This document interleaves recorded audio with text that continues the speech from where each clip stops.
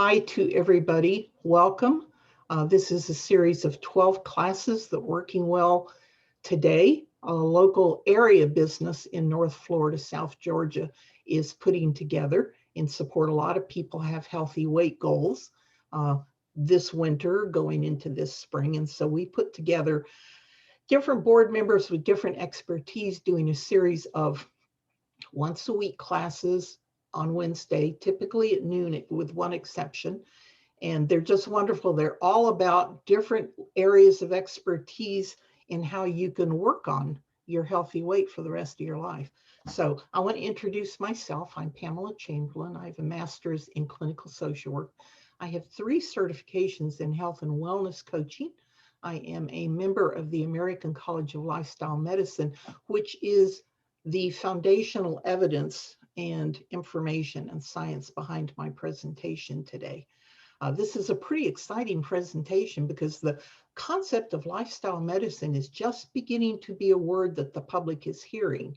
So let's come over to the right of the screen and let the American College of Lifestyle Medicine define themselves. I will read this out loud. Obviously, you all can read it. Lifestyle medicine is the use of evidence-based lifestyle therapeutic intervention, which includes a whole food, plant predominant eating pattern, regular physical activity. Restorative sleep is huge, stress management, avoidance of risky substances, and positive social connections as the primary modality delivered by clinicians trained and certified in the specialty of lifestyle medicine to prevent, treat, and often reverse chronic disease. One thing a lot of people don't know about diabetes, for instance, is type 2 diabetes is generally preventable with a whole plan of lifestyle medicine. Dr. Dean Ornish, who's famous for working with cardiovascular disease, and President Bill Clinton, and made him pretty famous working with the president. He has gone into using lifestyle medicine reversing diabetes, type 2 diabetes. Of course, type 1 diabetes is a whole different thing. And if you've heard of type 3 diabetes, that's Alzheimer's and dementias. And a lot of clinicians, a lot of research is indicating that this pandemic of dementias and Alzheimer's, specifically Alzheimer's, is what's called type 3 diabetes. Therefore, the implications of lifestyle medicine that we're going to discuss today are hugely important to how we spend our mature years. So the American College of Lifestyle Medicine is a medical professional society providing quality education and certification to clinicians and worksite practice of lifestyle medicine as a foundation for a transformed and sustainable healthcare system. It's 12:02. I'm going to go on. We've got a lot to cover. It's really exciting because I'm going to be introducing a lot of stuff that some of you won't have heard of, and we're going to be looking at a very different paradigm for looking at being overweight or obese. So I want to talk about the big picture and the real story of weight, overweight, obesity in the American healthcare system. So prior to the 1930s here in the United States, we had a very diverse healthcare system. We had what we know as medical doctors and colleges. Most of the colleges of medicine were in Europe, but there were, I think, 3 of them in the United States on the East Coast in large urban areas, obviously. And if we know our history, in rural communities and small towns, maybe the barber was the doctor, and there were the midwives, and there were the herbalists, and these were often female practitioners.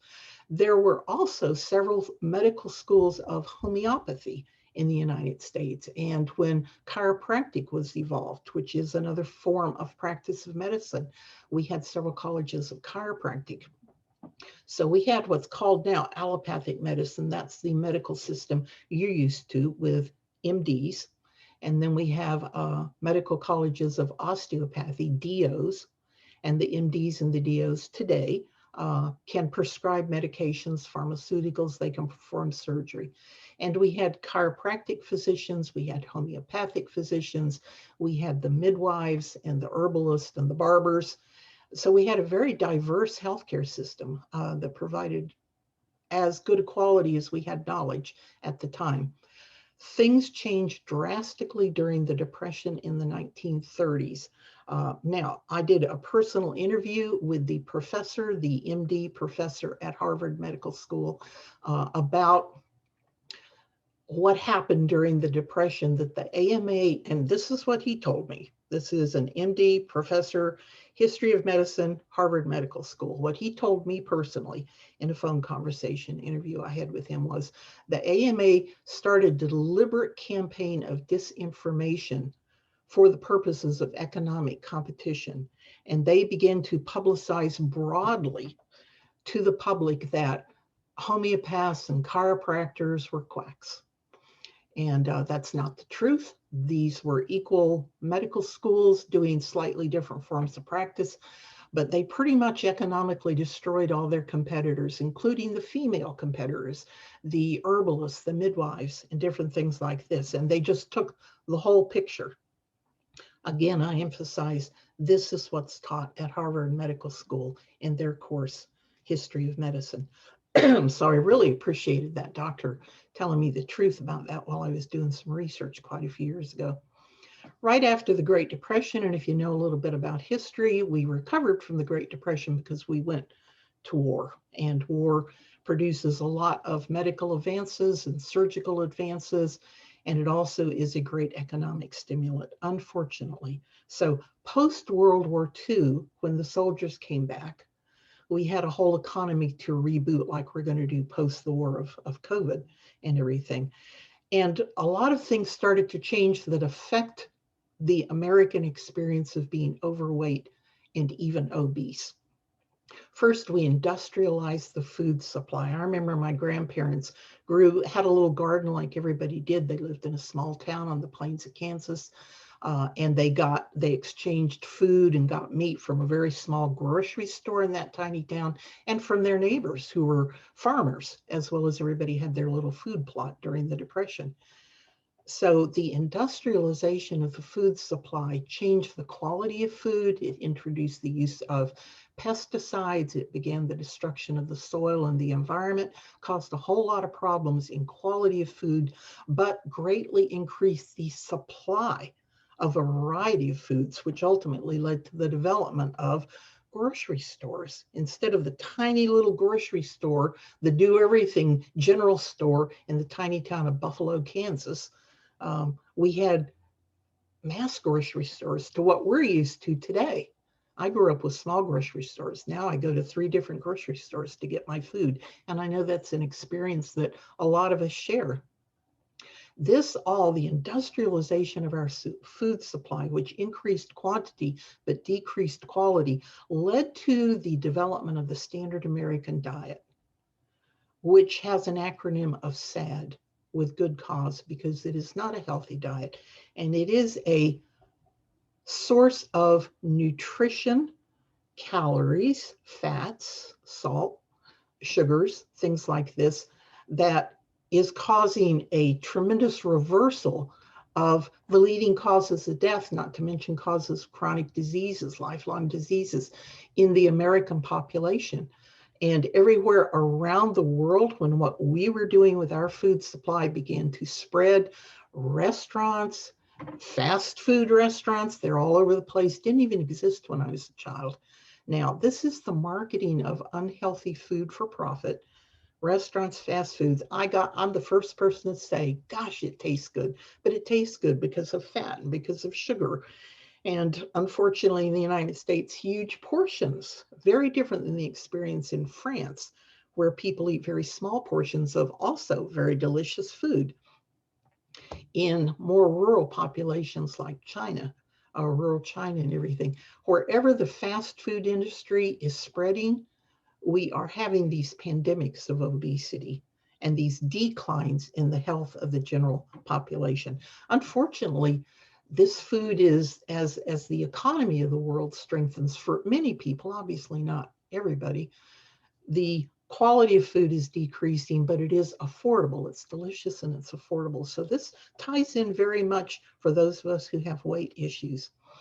We have reversed the top causes of death in the United States, and chronic diseases. It used to be infection or things like polio, viruses, different things like that. Now heart disease, which is 85–90% reversible with lifestyle medicine, and diabetes and different things like this, and the third diabetes, the Alzheimer's that I mentioned before, all these top leading causes, it's just flip-flopped. We were curing disease with the medical profession, but now we're causing disease with poor lifestyles. So we have an epidemic now of lifestyle-caused diseases, and most of the top 10 killers in the United States are preventable and reversible lifestyle-caused diseases, which, for those of us who are interested and involved, have led to overweight and obesity and comorbid diseases associated with that. Fortunately, the medical profession, being a compassionate profession, has responded. Coming over to the right slide I've got here, responses and progress. In the last few decades, there's been a movement from just looking at the physical body to a whole body health, understanding health is holistic, physical, emotional health, mental health, and spiritual health. And I real quickly want to define my use of the word spiritual. My first training and certification in health coaching was at Duke Integrative Medicine Center at Duke University. And I'll show you their paradigm and the American College paradigm in just a minute on the next slide. But the definition of spirituality used in a whole life approach to healthcare is simply your personal value system, that which gives you your highest purpose and your highest meaning. For some people, that might be a religious practice or a spiritual practice. Some people find great meaning in nature. That's a personal thing. So no religion involved here unless that's your personal choice. Also, changes and progression in the last few decades was the combination of Eastern and Western health practices, medical practices. That's been very beneficial here in the United States. The Institutes of Medicine is the organization that defines best practices for medical doctors and doctors of osteopathy.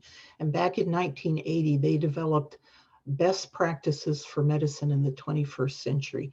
And we shifted from doctor-centric, do what I tell you to do, white coat, gods, to patient-centered healthcare and preventative healthcare and lifestyle medicine, things like this. So this evolved into, and this is part the East-West combination, the development of mindfulness-based stress reduction for chronic diseases and unmanaged pain conditions, the development of the whole field of positive psychology, acknowledging that healthcare was based on the study of diseases. What is the study of whole health? And again, this is lifestyle medicine, the positive psychology movement. And out of these very progressive advances in healthcare here in the United States, we began to develop new healthcare professions over the last few decades. So now we're all familiar with physician's assistant, nurse practitioners. Now nurse practitioners can get doctorates as nurse practitioners, which is a huge advance, making healthcare more affordable for more people. And then also the development of the behavior change, lifestyle management changes of health and wellness coaching. And just 3.5 years ago now, I took the exam from the American Medical Association in partnership with the National Board of Health and Wellness Coaching and became one of the first national board certified health and wellness coaching. We are defining best practices in health and wellness coaching. That is still not a licensed healthcare profession, but we're working toward it.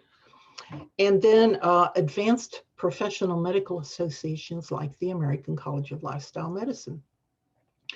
There are others. There are colleges and professional associations for functional medicine, for integrative medicine. These are all evidence-based medical professionals. You might be aware at our TMH Family Practice Residency Program that is a functional medicine training program for family practice doctors. And it is hugely beneficial to us in our local area here in Tallahassee and surrounds that we have a lot of young, open-minded doctors practicing 21st century medicine that's patient-centered, and they are trained in functional medicine, which looks at the whole person physically, emotionally, mentally, and spiritually. Pretty exciting stuff going on.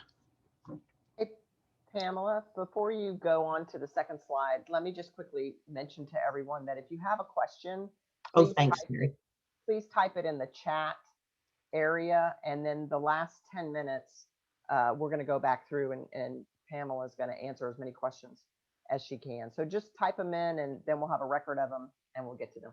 All right, thanks.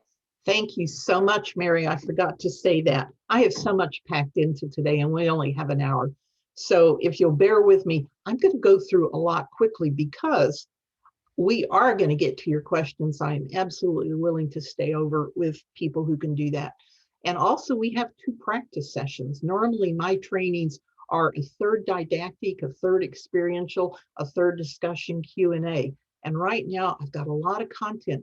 It's so important that we realize the big picture here and the real story about what's going on with the pandemic of obesity in the United States that is spreading around the world because of our history since post-World War II that I mentioned a minute ago.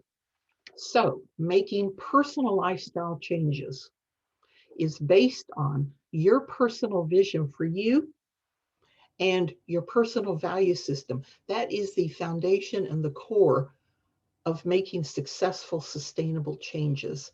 And that's what health and wellness coaching exceeds at. I also want to mention real quickly, besides I'm triple certified in health and wellness coaching, we have another wonderful health coach on the board. Isn't that Heather, Mary? And Heather you're muted, Mary, but we're catching it. Heather Fuselier, I believe it is on one Yes. of the previous classes. So also watch, Heather's talking about health and wellness coaching, or she may be coming up talking about it.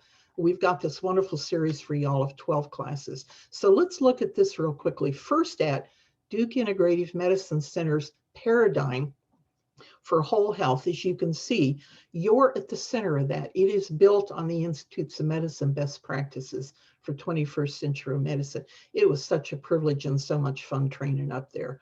So you're at the center, and it is based on mindfulness at Duke. And most health coaching is at the best schools like Harvard, has well coaches, and there are quite a few, Mayo Clinic. A lot of people are training health coaches now. But health and wellness coaching should be, and the best of it is based on mindfulness. And then in the green area around you, because you are 100% in charge of your body, your life, and your health, you see movement, exercise, and rest, nutrition, personal and professional development, your physical environment, relationships and communication, so important. There's the spirituality that is such a personal thing, but is an important part of everybody's health. And then the mind-body connection is one of the things that Duke really leads with. The outer blue circle at the top is prevention and intervention. And then down at the bottom is evidence-based, conventional, and complementary approaches. I personally am not against things that can't be researched in terms of healthcare, but professionally, my training and my commitment is to what is science, what is evidence-based, what is best practices. So that's the Duke paradigm. It's very comprehensive, as you can see. And I'm going to refer to that later on with an opportunity for you all, a free opportunity, by the way. Then the American College of Lifestyle Medicine has these 6 areas: physical activity, managing stress, which is mindfulness, heart math, nonviolent communication. We're going to go into each of these a little bit in the time we have. Relationships, so crucially important to people dealing with weight issues. Sleep, critically important. A lot of people don't realize poor sleep is directly clinically tied to weight problems. Avoiding risky substances, healthful eating, back up to physical activity. So that's the big picture based on your personal values. I want to take a few minutes here for us to do a stress management exercise. I'm checking time and I am off time. So the American College of Lifestyle Medicine emphasizes the importance of stress management. I want to lead you in a very simple mindfulness exercise. So I invite you to sit up in your chair in a comfortable but dignified position. Feet flat on the floor, arms, hands resting comfortably. I invite you to either close your eyes if you choose to do that, or let your gaze be downward so you're not distracted by the room around you. So number one, you're just sitting. And number two, bring your awareness to tip of the nostrils, just your natural breath coming in and falling out. Focusing awareness on your natural breath. Your body knows how to breathe. It knows how to adjust the breath to constant changing conditions. Brings you into the present moment. It's a foundation practice for training in being in the present moment, mindfully with whatever's going on in your life. So sitting, feet flat on the floor in a comfortable upright position, just bringing your awareness to inhalation and exhalation. And your mind is going to wander. And in this form of meditation, we do not try to stop that. In fact, when you become aware that your mind is wandering, that's part of the training. Good catch in your awareness in the present moment. You're having thoughts, mind is wandering. Do not try to stop that. Pat yourself on the back. Good catch in awareness. And just bring your awareness back to tip of the nostrils. Just the natural breath coming in and coming out. And I invite you to check in with your body sitting. Mindfulness is very physically tangible, so an awareness perhaps of the subtle sensation of how the seat of the chair is supporting the weight of the upper body. That direct, subtle physical experience of contact, seat of the chair, and your buttocks and your sit bone and the back of the thighs, the weight of the body. And I invite you to bring your awareness of the breath up into your neck and your shoulders. That's where most of us carry a lot of our stress. And just check in with your direct physical, albeit subtle, hopefully just subtle, experience of your neck and your shoulders. Any stress there? I'm feeling a little bit of a burn. I've been at the computer all morning. So just checking in with your direct experience in this moment of your neck and your shoulders. And of course, every cell and every organ of the body are engaged in every inhalation and exhalation. The whole body is breathing. So besides focusing at the tip of the nostrils, you can focus awareness of the breath at any very specific point or in any particular organ or wherever there might be pain in the body. Just focusing awareness of the breath and checking in with what is your experience. And whenever you catch your mind wandering, that is not a mistake in this mindfulness practice. So pat yourself on the back, just bring your awareness back to tip of the nostrils, inhalation and exhalation. I'm going to stop here just a few minutes. This can be used for a full 15 to 30 minute formal sitting meditation practice. It can be used just for a few breaths whenever you want to manage your stress. So bring your awareness back to tip of the nostrils and mindfully open your eyes. Look at yourself sitting. Look at your desk or the environment immediately around you. If you have a window, look out the windows, looking at a distance. This just grounds you after having your eyes closed and bringing your awareness into the present moment. That is the first and basic piece of a very comprehensive training in mindfulness-based stress reduction. I'm going to quickly go through the different areas. If you're having any questions, by all means, type them in chat because your participation, this is for you, is very important to us. I just want to cover very quickly healthful eating. These quotes are from the American College of Lifestyle Medicine, and there's 6 different areas that they focus on. Food trumps all. They do focus on the science of a whole food plant-based diet that is fiber-rich, nutrient-dense, health-promoting, and disease-fighting. This is all strongly evidence-based. The whole food plant-based community might fight us on this, but the American College simply focuses on a predominantly whole food plant-based diet for health and does not exclude meat.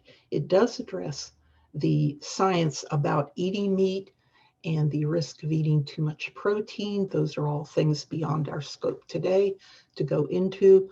Of course, what you eat is a personal choice. We're emphasizing here, shifting to as many veggies, fruits, beans, lentils, whole grains, nuts, seeds as your dietary North Star. And in lifestyle changes based on your personal vision and your personal values, we're setting a long-term vision, 3 to 5 years into the future typically. Then we're setting short-term goals, 3 to 6 months, and then we're breaking those goals down into SMART steps, if you're familiar with these specific, measurable, realistic, achievable, and timed, which is, again, evidence-based for making permanent, sustainable lifestyle changes. In other words, you're patient, you're kind, you're gentle with yourself. I also want to mention mindful eating here in this area of healthful eating. I did a class. It is available now 24/7 on the Working Well University archive in the science of mindful eating. So check that out. Not dieting, enjoying food more than you've ever enjoyed it before, no foods off limits, and learning to reestablish your trust in the intuitive wisdom of your body. There's a lot to the science of mindful eating. I just want to refer you to that class. You'll be amazed how important a role relationships play. The American College, of course, they're looking at whole health, have their comment here, and the relationship of our relationships and social connection, which of course is being so compromised during the pandemic now, to all areas of our health. And I want to point out a couple of things that are part of my experience here. I'm trained in nonviolent communication. I am not trained at a professional level. I'm just trained to practice and recommend nonviolent communication is a way to really get back in touch with what you need and what you want out of your life, and teaches you tools to greatly increase your ability to get that in your relationships with other people. And then how to communicate with other people in a way that helps them and supports them. Nonviolent communication builds social connection, authentic social connection to everybody's win-win benefit, greatly reducing stress. And hopefully you can see how that skill set really ties in with stress management and strengthening your relationships, because relationships, think about your childhood messages you got about food and eating, really ties into the stories that you tell yourself and your stresses that lead to overeating and having difficulties with weight or obesity. I also want to make a reference to blue zones. Some of you have heard of blue zones. In case you haven't, blue zones are studies that have been done at various different parts of the world with centenarians or centenarians, not quite sure how that's pronounced, people who have lived to be over 100 and are still independent and healthy and productive members of their society. So blue zones. They automatically tie in terms of relationships, in terms of whole food eating, into what we're talking about right now. And they don't tend to have problems with weight and obesity because they're living healthfully. Most of all, and the number one factor that was discovered by the studies being done at these different parts of the world that have a very high percentage of people living over 100 healthfully, is the number one thing that stood out for them was the quality of social connection. Very powerful. Definitely ties into our relationship with food and eating. Exercise and movement. Boy, I'm not telling you anything. And I want to give a shout out to Mary Waller right now. Mary is a fantastic trainer. She got me to do some movement I hadn't done before. 22 push-ups a day for 22 days. Go Mary Waller. She's just a wonderful member of the board and a wonderful person and personal trainer. You see here, and I want to invite you, besides obviously what the American College of Lifestyle Medicine says about exercise and movement, and as we obviously know, that's an important part of weight and obesity, making lifestyle changes. I want to ask you to think about, and feel free to put in the comments section, when you were a child, how did you naturally enjoy moving in your little body before life sort of beat you down and got you to managing your stress with food and eating? If that's the case for you, it has been for me. I'll be real honest. This kid's just so full of himself. So good for him. Exercise and movement, very important part of the big picture and the real picture about healthy weight for life. Sleep. You would be amazed. My third certification as a health and wellness coach was with Well Coaches, which is one of the top coach training organizations. It's folks out of Harvard. So I can't say it's out of Harvard like at my training at Duke Integrative Medicine Center. I am a graduate of my programs at Duke Integrative Medicine Center at Duke University, so I can say that. Well Coaches seems to be a separate organization. I have done a lot of training with them, and they, in partnership with the American College of Lifestyle Medicine, developed certification as a lifestyle medicine coach. And again, touching on the importance of sleep, the training segment I had on sleep, and I already knew about sleep hygiene, and I've had big issues since menopause with sleep, with insomnia, and with some pain in my body as I was aging that was interrupting sleep and getting up and down to go to the bathroom. I was amazed to find so much more science from Well Coaches and the American College of Lifestyle Medicine on sleep. Those aren't my kitty cats, but I have wondered, they sleep all the time. What are they doing? So, poor quality sleep is definitely medically linked to overweight and to obesity. Obviously, it's also greatly linked to stress management. You can see how this all goes together in a big story, a big picture. Cessation of tobacco, and self-medicating substances. This ties in with our weight and obesity issues, because a lot of us self-medicate. And of course, we know during the pandemic now, smoking and other substances, including, I'm going to say, using food and eating to medicate stress, to medicate emotions, to medicate the sadness of social isolation. That's really been a big problem here. So I want to call out to a couple of things. Mindfulness-based stress reduction.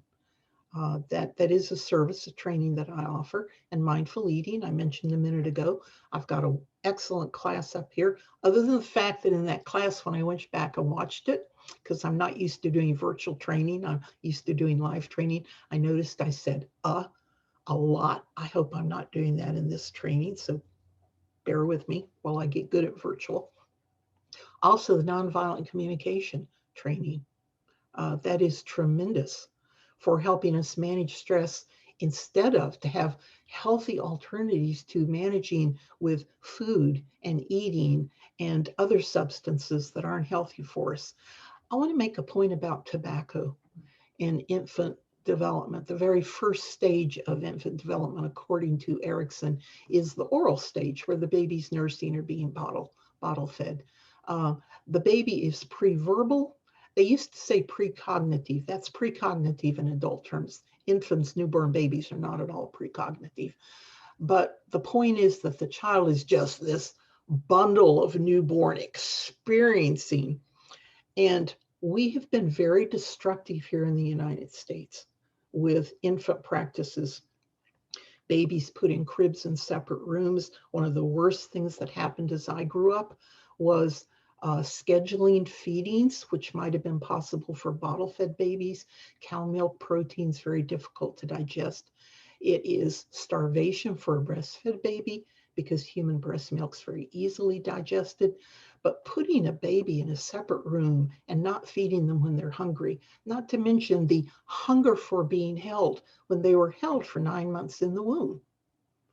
These issues have all led to a lot of eating issues, unmet oral needs, attachment theory that goes back to relationships. A lot of this ties in with our food and eating issues here. Just had to give a shout out to that oral stage of development. Nonviolent communication I mentioned, and then the founder of Working Well Today is Mary Barley. She's a phenomenal person. And Mary is trained, certified as a trainer in heart math. I encourage you to Google heart math on the internet. I'll look into it. Mary's a trainer in it. It's one of the services, training services that we offer through Working Well as the services of some of the other board members. Doing a time check. We're doing good here. Okay. Using lifestyle medicine to support your healthy weight for life. I want to talk about trusting the wisdom of your body. And because we're going through the pandemic, I want to talk for a minute about post-traumatic stress. As a therapist, I was initially a therapist. I've been a medical professional for many, many years. I only did therapy for a few years as a professional and as a client, of course. But I grew up with, I live with today, even post-traumatic stress from very early childhood trauma. And I dissociated from my body. And I want to acknowledge now, because I know this is the case for some of the people watching, this pandemic and political divisiveness, the times we're going through now, are sitting, crushing, pressing right on our post-traumatic stress buttons stored inside our bodies if we are survivors living with post-traumatic stress. I just want to acknowledge that and acknowledge that for a lot of us, we've turned to medicating our emotions with food and eating because we dissociated from our body. What mindful eating and mindfulness has taught me is that I can get back in touch with the wisdom of my body and reawaken to how brilliant our bodies are. And I am learning to trust the wisdom of my body. In mindful eating, we talk about hunger from the shoulders down.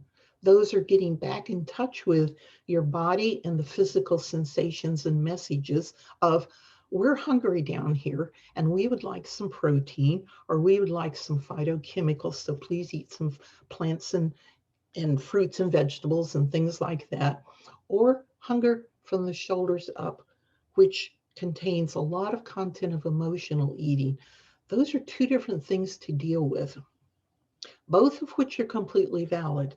But in this class today, we're taking a look at the real story and the whole picture of putting together a personal health plan, which comes over to Duke has the better model here. And here's the free offer I want to make to any of you. My contact information will be on the last slide while we're doing questions and answers and discussions. Duke has a wonderful beginning point for health and wellness coaching that I offer free to you. It is the form that they have designed, which has been tested. It's evidence-based and everything with the, oh, I didn't,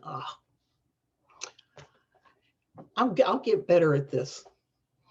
So they have this wonderful instrument. It's about 7 pages. I would be glad to email you a copy if you will email me of that you can play with on your own and then decide steps that you might want to take, but you evaluate yourself in the different areas of the wheel of health. The movement, exercise and rest, the nutrition, your personal and professional development, your physical environment, relationships and communication, spirituality, mind-body connection, mindfulness, and then the outer blue wheel. So it lets you evaluate yourself on a Likert scale of 1 to 10 on how satisfied you are and what, if any, little micro changes you'd like to begin to make. And then you focus on your vision, you focus on identifying your personal value system, and you decide, where am I going to start? If I'm ready to start, what are 1 or 2 little, I want to emphasize, steps? Because successful, sustainable change is made bit by bit. I was going to put a slide up here of an elephant, that anecdote about you eat the elephant one bite at a time, but that's not fair to elephants. So I want to do another exercise now. We are doing good time-wise. I'm pretty excited. Yes, I'm a little bit off schedule, but not badly at all. Self-care and self-compassion are essential when we're dealing with overweight and obesity, changing our lifestyle in any area, but this series of classes is on healthy weight. So the loving kindness meditation is a self-compassion, self-care practice within the very comprehensive scope of mindfulness-based stress reduction training. It's very different from the awareness of breath that we did at the beginning, but awareness of the breath is a core piece of it that we do use during this and all other forms of mindfulness practice. So what's different about mindfulness loving kindness practice is it is a series of statements. Now, these are not affirmations, these are intentions. And in a minute, when we practice this, I'm going to state these statements, and you will be in a meditative, eyes closed or gaze downward, awareness on the breath state, and you will silently repeat the statement to yourself. If you've practiced with loving kindness for a while, you're used to being able to really bring your focus into the present moment. And your experience, for instance, when you silently say to yourself, may I be happy, your thought senses might say, you can't be happy, you don't have enough money, you don't have the right partner, you're in a job that you hate going to, or you might be real open and go, yes, may I be happy. So just noticing whatever your experience is non-judgmentally as you go through this. And at the first, maybe if you have never done this before, you're just silently going to repeat it to yourself. This too can be something you do in 30 seconds. PRN, so to speak, is needed, or it can be something that you can do a 7 to 10 day retreat, totally using this practice. These are some basic statements. The wording of them doesn't have to be rigid. There are a lot of other statements. You can make up your own statements as you choose to, but let's go through those now. So I want to invite you to, once again, sit both feet flat on the floor, comfortable position. Let your eyes close or let your gaze be downward. I am going to use the striking of a bowl to signal the beginning of the formal meditation. Making a pleasant melodic sound is a common way to begin a sitting meditation and to signal the end of that meditation. So with your eyes closed now and bringing your awareness to tip of the nostrils, just your natural breath. Your body knows how to breathe. Checking in again with yourself, with sitting, your experience of your body, of the weight of your whole body. Any sensations that might be occurring in your body right now. Any thoughts that might be passing through. And then as I make each one of these core statements of loving kindness, you'll give these intentions to yourself, perhaps noticing how you receive them or don't receive them. Non-judgmental here, just noticing whatever your experience is. So here's the first statement, the first intention that you give yourself. May I be happy. Just focusing awareness on the breath coming in and coming out, silently repeating to yourself, may I be happy. Next statement, may I be healthy.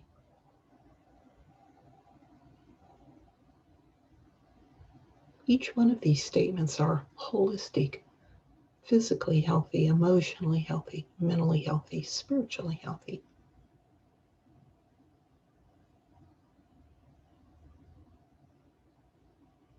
May my mind be at peace. May all my thoughts be peaceful. Your body knows how to breathe. Just focusing on inhalation and exhalation as you give yourself this loving kindness.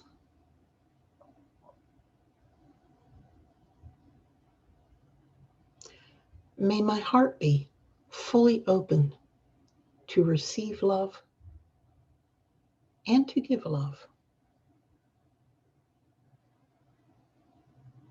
May my heart be fully open to receive love and to give love.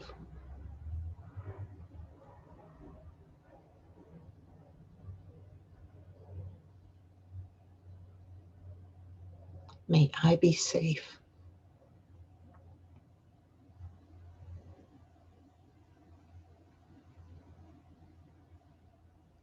Again, each one of these statements of loving kindness that you're giving yourself are holistic. May I be safe physically. May I be safe emotionally. May I be safe mentally. May I be safe spiritually.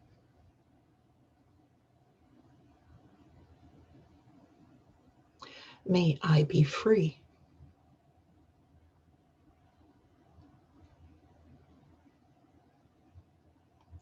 A common statement along these lines, may I be free from suffering. Or may I be free from want.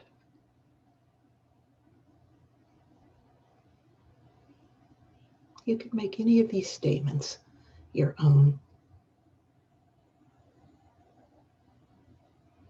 And here's the final statement of loving kindness to give yourself today in this class. May I fully awaken to who and what I am in truth.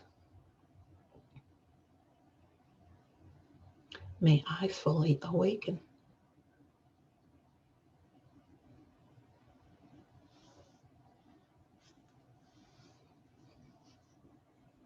Take a minute now to check in with your body again, to check in with the direct, tangible experience of sitting. Maybe noticing how the back of the chair, if you're leaning back, is supporting the weight of the upper body. Noticing how your arms and hands are resting and what's supporting them. That very subtle but tangible physical experience of your body.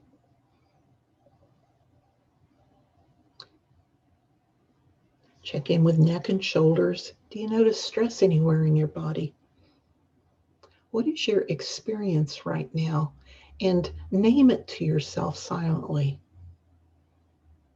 Wherever you feel in your body, whatever you feel in your body, it may even have a color, a sharpness or a dullness, a heaviness or a lightness. Name it silently to yourself. And here's the bowl, signaling that we're concluding our meditation. So I invite you, when you're ready, to open your eyes.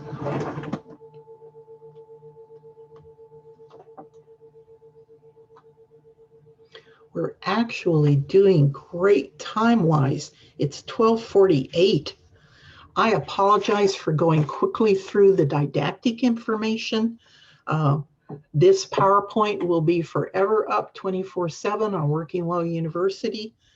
Mary, can you take it over with chat and questions? Unmute yourself. Yes, There you go. there we go. So we haven't had any questions that were typed in here. So if anybody has any questions and you want to just unmute yourself, That would be good too. You can ask Pamela a question. Does anybody?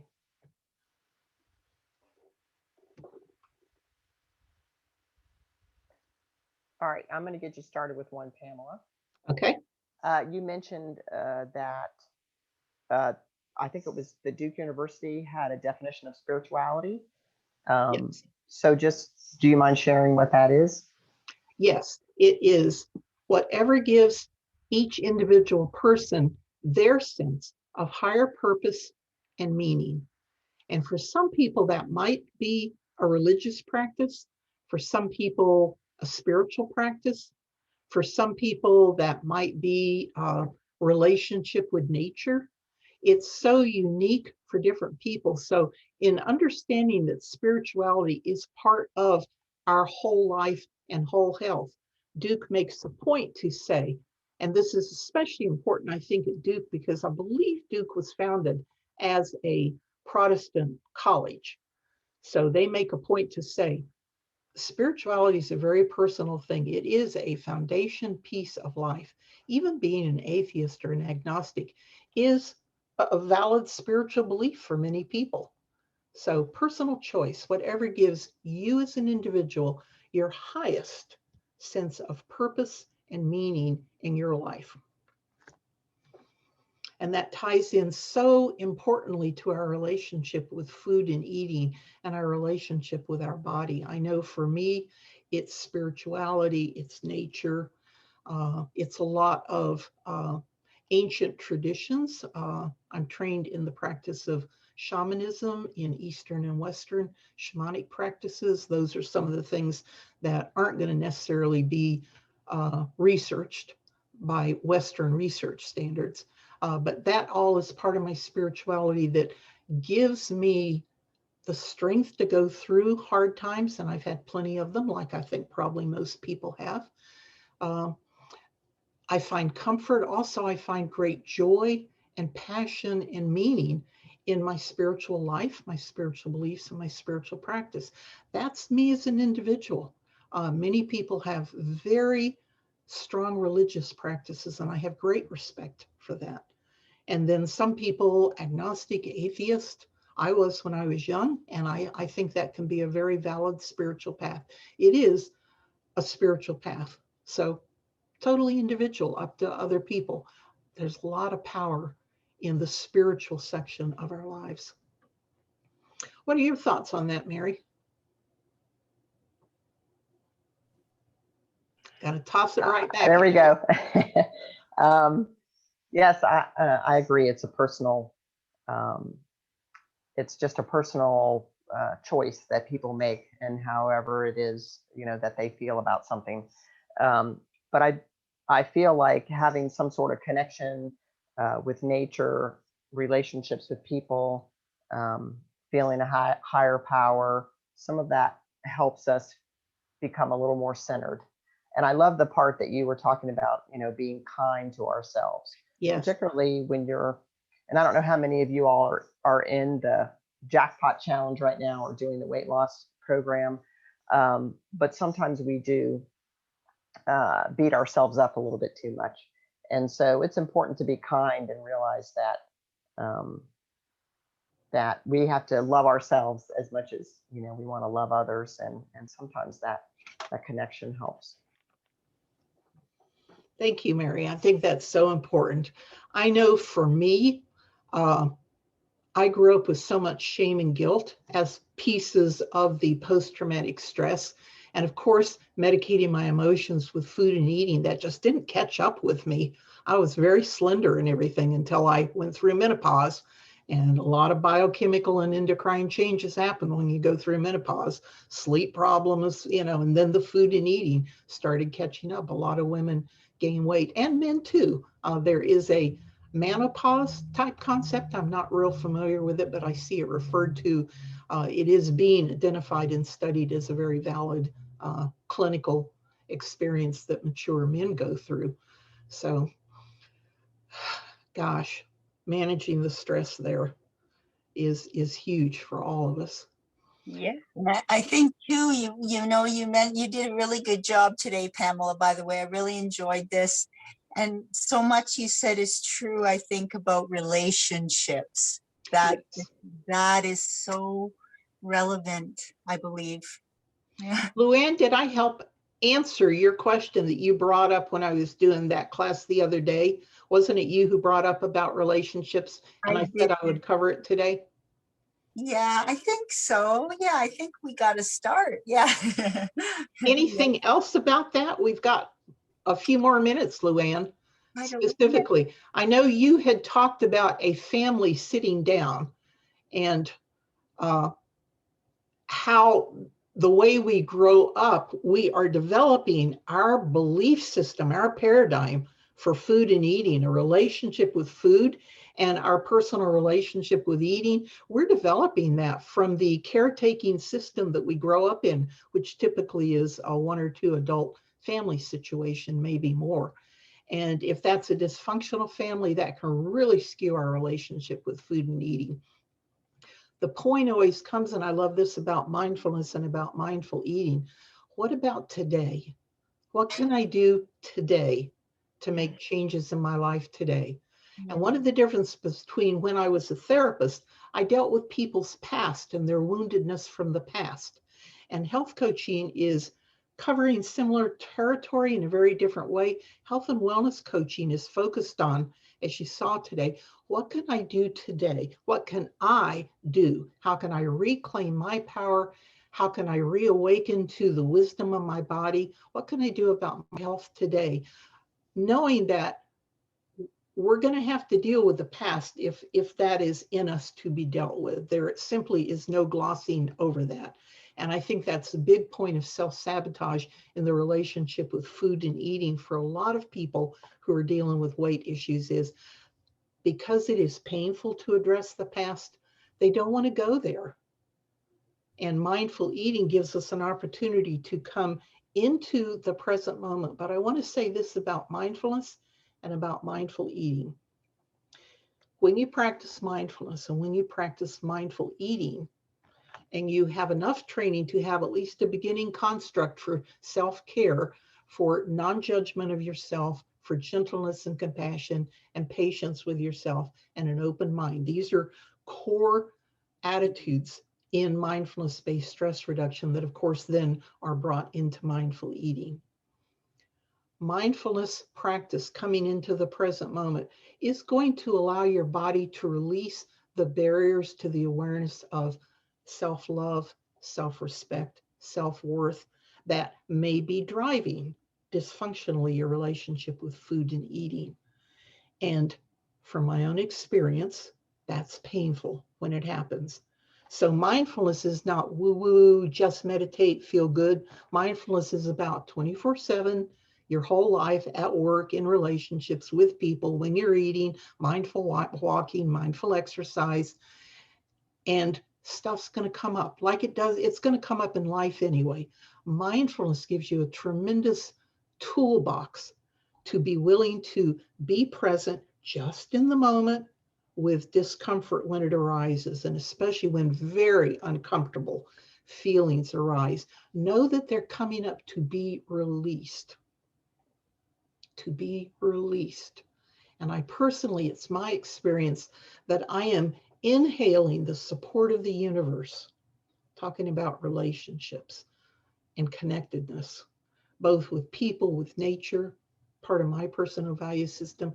And the wisdom of my body is exhaling not only the chemicals that no longer need to be in my body on exhalation, the carbon dioxide and things like that, but also because mindfulness is holistic, physical, emotional, mental, and spiritual.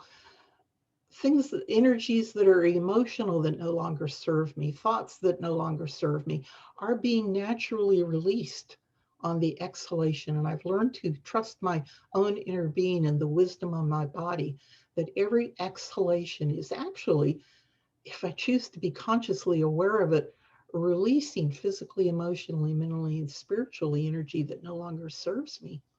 So sort of talking about our relationship with ourselves, our relationship with others, humans, nature, animals, of course. I had my picture of kitty cats in there. So anything else on that, Luann? No, that was very well stated, Pamela. You're very articulate, and that's right. That's right what you said. Oh, thanks, Luann. You're so supportive. I love it. Thank you. Thank you for being articulate, and you're right about everything. And we're not mindfulness as we mindful just sitting down for 10 minutes. We're mindfulness in the way we speak and in the messages we tell each other and when we walk and just in everything. It matters to be kind to ourselves, you know? Yes.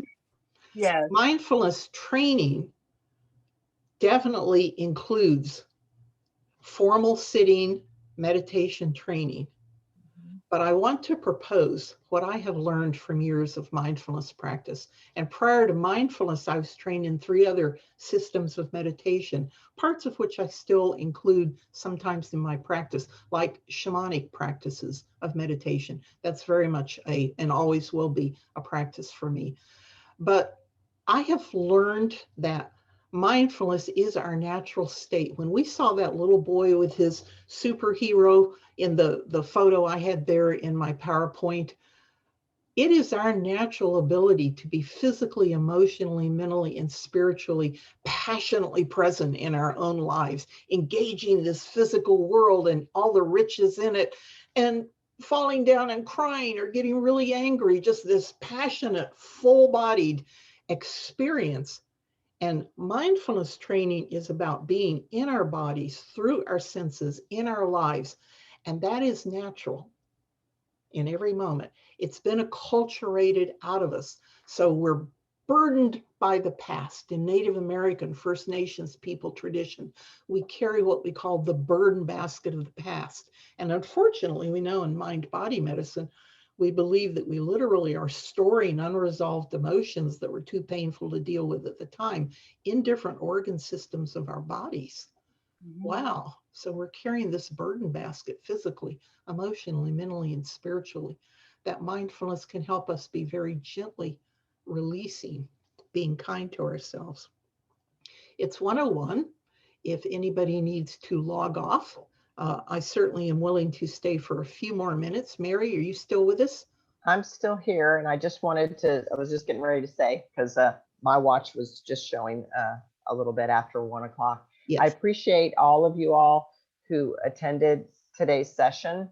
And I just want to remind you all that there's been several sessions already that are available on Working Well U. And so if you go to workingwelltoday.org, you can have access to any of those programs that we've already had. There's still a few more programs coming up. I'm going to be doing one in a couple weeks. Yay. So maybe I'll see some of you all there. That would be great.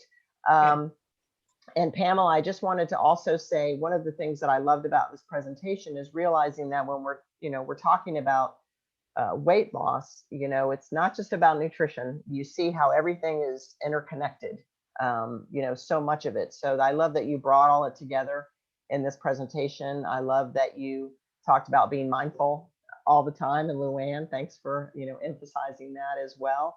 It's not just something you do for a little while, but we do it all the time.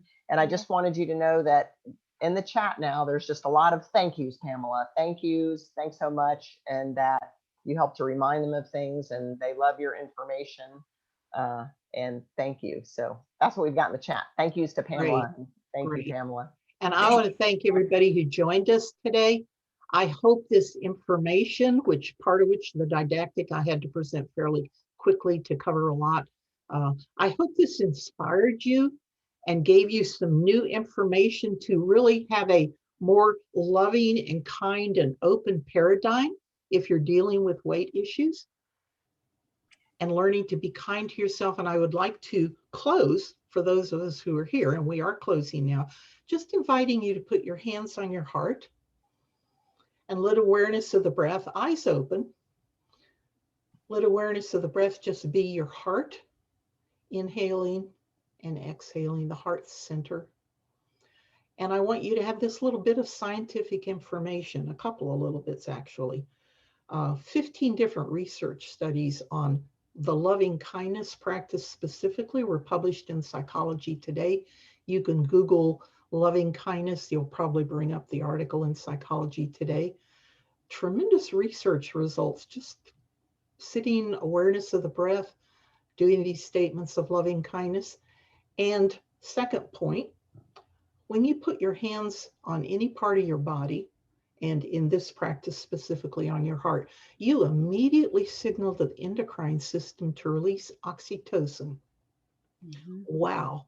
Oxytocin is a calming hormone. If you've nursed your babies, you know every time you hold and nurse your baby, that body contact is releasing oxytocin for you and the baby. But this is a way you can give self-care to yourself at any point. You could be sitting in a really painful business meeting. I was a therapist at Eastside Psych Hospital the first year and a half that it was open. I was the only therapist there, and the staffing meetings were very painful and very stressful. And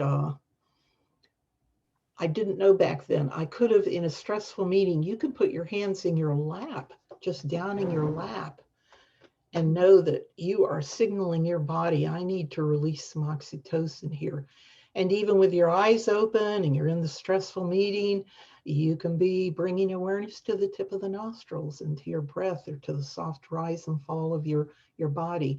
And these little in the present moment ways that you can manage stress really tie into shifting that relationship with food, the relationship with eating. I invite you to all of the different 12 classes that we've had. I believe our last class, it's every Wednesday. Our last class is the first week of May, as I recall from the schedule. It's all done by our board members. It's all free. It's going to be available on the internet. I think we've got our Working Well Today YouTube channel. So it's all going to be available to you. And please share it with your coworkers, share it with family and friends. This is really great information. It's all evidence-based. And I invite you to have fun with it and enjoy your life and enjoy your relationship with food and eating, because food and eating is meant to be pleasurable as well as healthful. So thank you for being here. And if there's nothing more, I'm going to go ahead and close our meeting. Thank you. Thank you. Good to Thanks, meet Lou you. Ann. Thanks for bringing that question back for us. Thank you too. Take care. See you next time. Okay, bye. Yeah, bye.